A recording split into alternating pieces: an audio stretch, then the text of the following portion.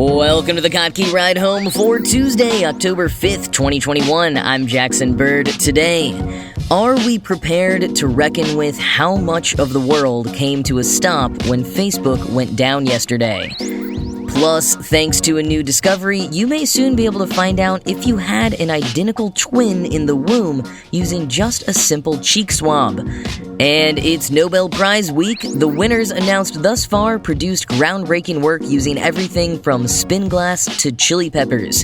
Here are some of the cool things from the news today.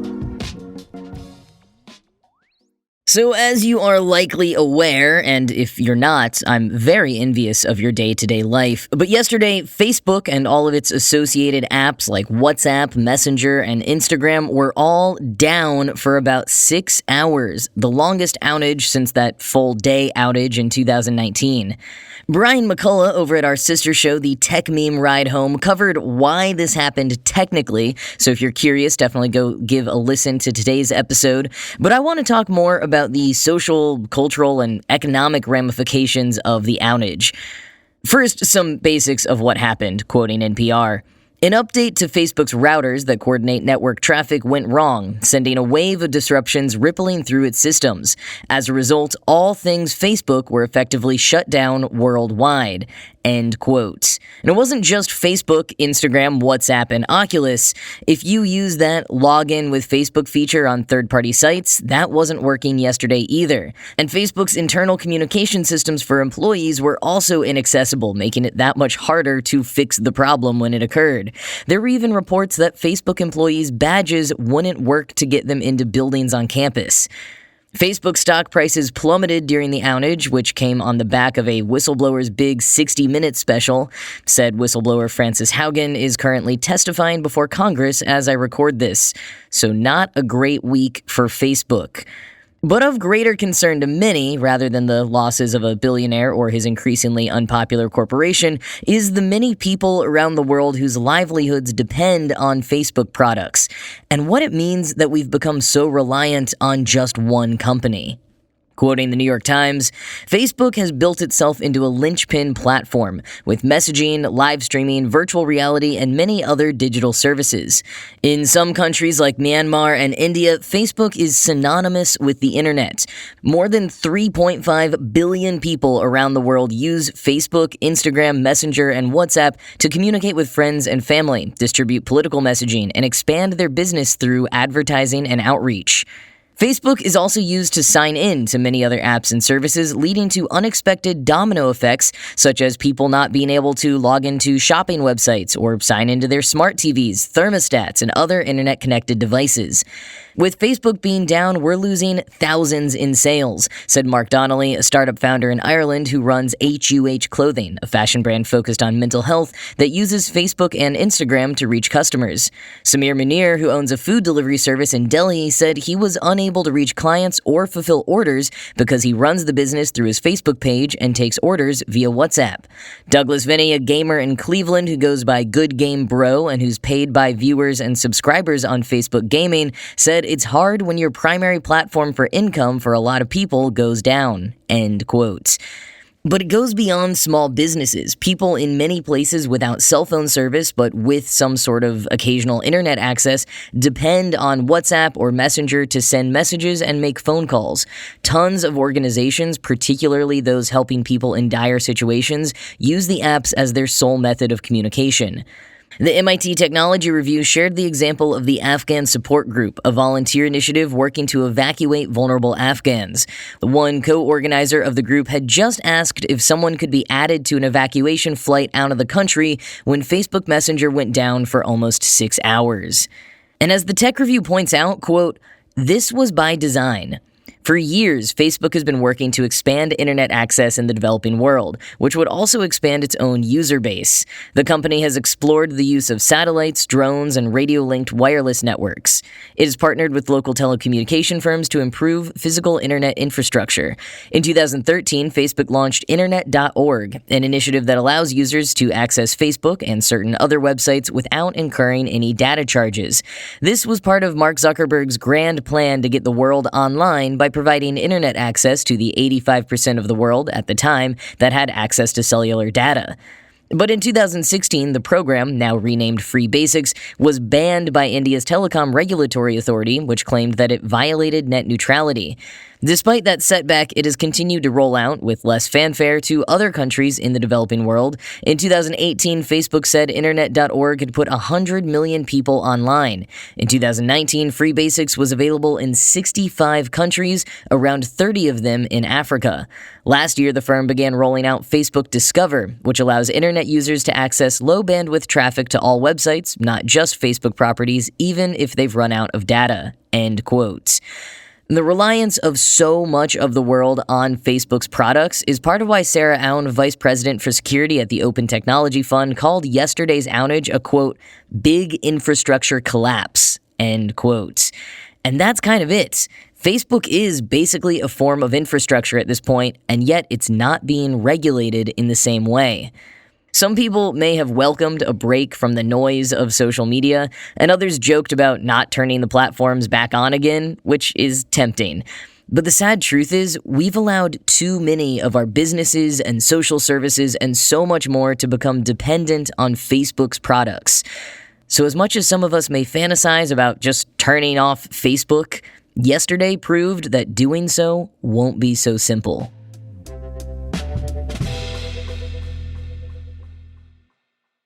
1 in 100 births worldwide are of twins, but as many as 12% of us may have had a twin embryo with us in the womb that didn't survive, something sometimes referred to as vanishing twin syndrome.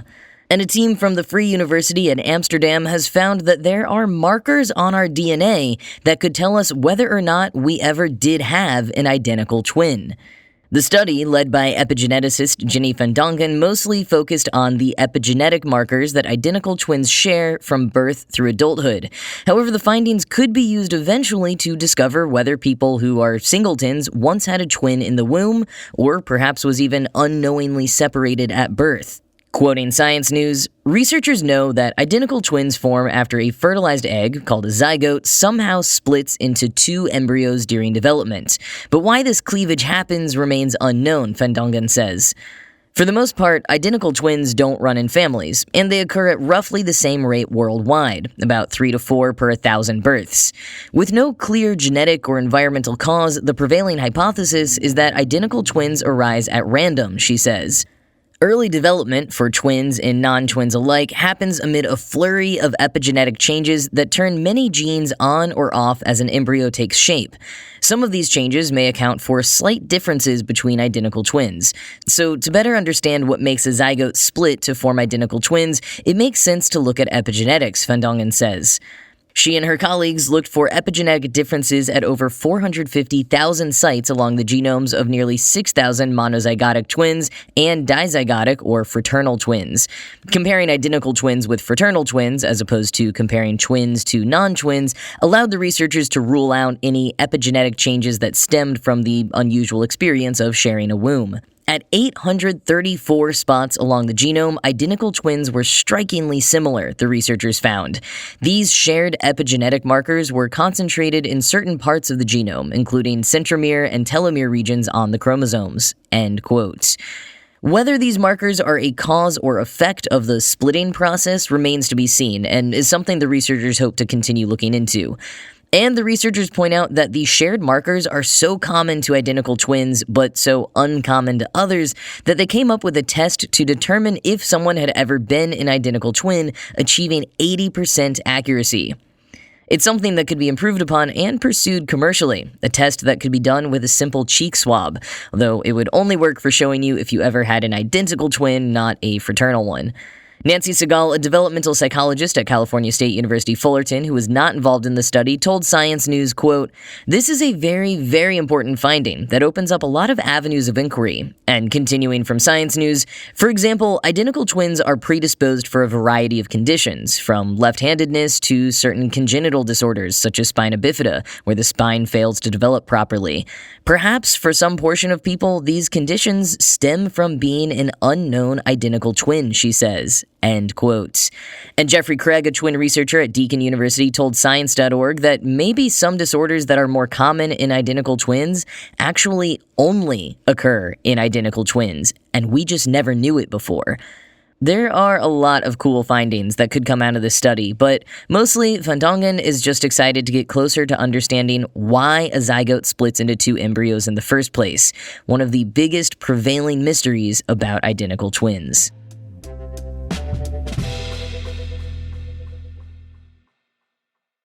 Every day this week, starting yesterday and going through Monday the 11th, the Nobel Foundation is announcing this year's prize winners. We've yet to learn chemistry, literature, economics, or peace, but the winners of the physics prize included a team that helped predict global warming, and the winners of the medicine prize used chili peppers and menthol to better understand our sense of touch and temperature. Now, as cool as the medicine winner's work sounds, and as huge of implications it may have in terms of new treatment for pain relief, for example, I'm not gonna lie, I was a little surprised that the Nobel Prize in Medicine or Physiology didn't go to someone who worked on the development of a COVID-19 vaccine, or anything related to the pandemic at all. Catalin Carrico, who helped pioneer the mRNA technology used in several of the vaccines, would certainly have been at the top of my list. But hey, we still have the chemistry and peace prizes to come, and I am very curious if either of those will reflect some of the achievements of the pandemic. In any case, let's dive more into this Nobel Prize-winning chili pepper experiment. Quoting Smithsonian Magazine, David Julius and Artem Patapushin's independent discoveries led to a rapid increase in scientists' understanding of how we sense stimuli in our environment, like heat, cold, and touch. Without these crucial receptors, we wouldn't be able to feel a hug from a loved one or know to pull away from a hot flame. Julius, a professor of physiology at the University of California, San Francisco, used capsaicin, the irritating component of chili peppers, to pinpoint a protein on nerve cells that responds to painful levels of spice. Molecular biologist Patapushin and his team at Scripps Research in La Jolla, California, poked individual cells with a micropipette and observed their electric signals. Using this prodding technique, Patapushin was able to identify the cellular mechanism and underlying gene that translates a mechanical force, like pressure on our skin, into an electrical signal in our nervous system. Working independently of each other, Julius and Patapushin also used menthol to discover a receptor for sensing cold. End quote. Of their selection, the Nobel Assembly said, quote, prior to the discoveries of David Julius and Artem Patapushin, our understanding of how the nervous system senses and interprets our environment still contained a fundamental unresolved question. How are temperature and mechanical stimuli converted into electrical impulses in the nervous system? End quote. Not only have the two scientists independently figured out the molecular basis for our ability to sense temperature and touch, but their studies dug deeper to find out how the molecules work and lay the groundwork for potential treatment for chronic pain, a huge area awaiting greater innovation and understanding. The physics prize, meanwhile, went to 3 scientists who have been studying the climate emergency, marking the first time that the physics prize specifically has ever been awarded to a climate scientist. The 3 winners, Soyukuro Minabe, Klaus Hasselmann, and Giorgio Parisi, will share the prize. Quoting the New York Times, in 1967, Dr. Minabe developed a computer model that confirmed the critical connection between the primary greenhouse gas carbon dioxide and warming in the atmosphere. That model paved the way for others of increasing sophistication. Dr. Minabe's later models, which explored connections between conditions in the ocean and atmosphere, were crucial to recognizing how increased melting of the Greenland ice sheet could affect ocean circulation in the North Atlantic, said Michael Mann, a climate scientist at Pennsylvania State University. He has contributed fundamentally to our understanding of human-caused climate change and dynamical mechanisms, Dr. Mann said, end quote. And building off of Dr. Minabe's work, fellow prize winner Dr. Hasselmann created a model that laid the foundation for attribution studies, which basically show the influence of climate change on short-term climate phenomena like rain, droughts, heat waves, and more, and how those short-term events over a matter of days can influence ocean climate over a matter of years. Now, Dr. Parisi's work is a little different. He's worked in many fields, from biology to math to machine learning, but in terms of climate science, he's, quoting again, credited with the discovery of the interplay of disorder and fluctuations in physical systems, including everything from a tiny collection of atoms to the atmosphere of an entire planet. End quote. And he did this studying something called spin glass, which is when, quoting the Washington Post, a bed of copper atoms is randomly sprinkled with iron atoms. The iron atoms act similar to a magnet, except that in spin glass, the magnetic pairs point in different rather than the same directions. A long-standing question in theoretical physics was to determine why the pairs pointed the way they did. Parisi solved this by finding a hidden structure in replicated spin glass systems, a method that became a cornerstone of the theory of complex systems, according to the Nobel brief. End quote. And according to Parisi and others, his finding can help us understand environmental variation and fluctuations that might occur over long periods of time as a result of many moving parts. Dr. Hasselman expressed his gratitude for the honor, including this point in an interview, quote, "I'm very happy that they put the attention on the climate problem, which is really important. We've been warning about climate change for about 50 years or so. It's just that people are not willing to accept the fact that they have to act now." End quote.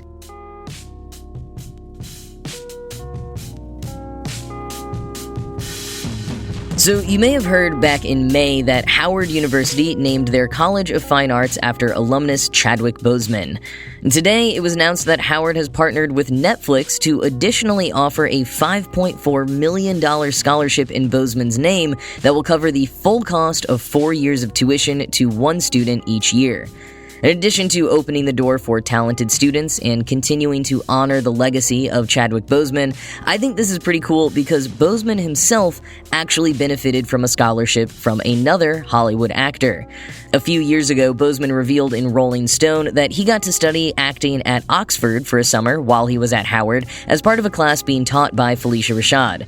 When Rashad found out that some of the students, including Boseman, couldn't afford the experience, she rallied some of her celebrity friends to contribute. And after the fact, Boseman got a letter informing him that his summer abroad had been paid for by Denzel Washington. So just a cool little full circle footnote there. I miss Chadwick Boseman so much, but I'm glad that so many initiatives are being propped up in his name so that more and more people have a chance to follow in his footsteps and forge their own paths. But that is it from me for today. As always, the show was produced by Ride Home Media and Kottke.org. I am Jackson Bird, and I will talk to you again tomorrow.